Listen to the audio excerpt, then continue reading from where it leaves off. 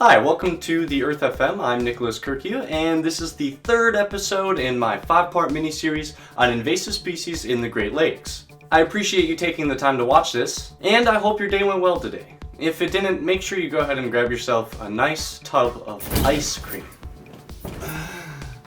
Ice cream in hand, today we're going to be talking about the zebra mussel. Now, if you haven't watched the other episodes yet, I'd go ahead and recommend doing that. The first one was on the alewife, and the second one was on the sea lamprey. Today, we're going to be talking about the zebra mussel, which is native to Ukraine and Russia. It was introduced into the Great Lakes in the 1980s.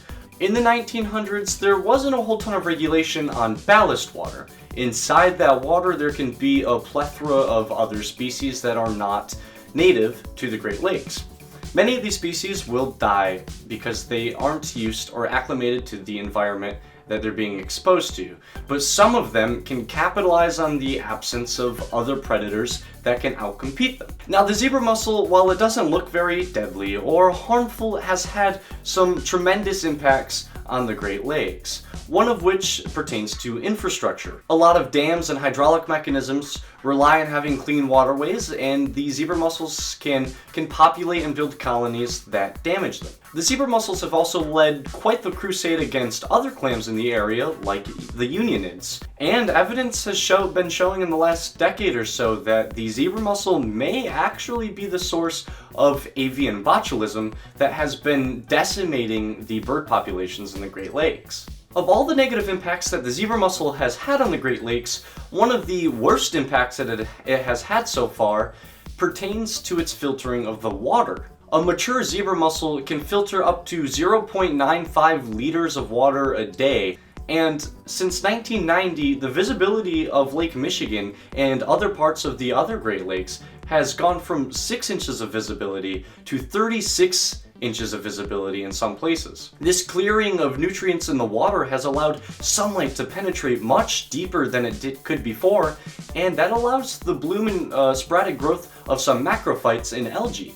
Because of this, you get some kind of feedback mechanism, which results in the ultrafiltration of the water in the Great Lakes. This reduces the amount of nutrients available for other species that rely on the lakes, but it also can lead to something called stagnation or anoxification. In 2014, for example, the entire city of Toledo, Ohio, had to shut down its water supply. Hot take, and for some reason I couldn't explain this very well when I originally recorded it, but a massive algae bloom took place right over the intake system for the Toledo water supply. These algae blooms have become much more frequently, and the EPA, both on a state and federal level, have both issued massive warnings for trying to take care of this. They're exacerbated by invasive species like the zebra mussel, but they're also brought on by massive amounts of agricultural runoff from the Midwest.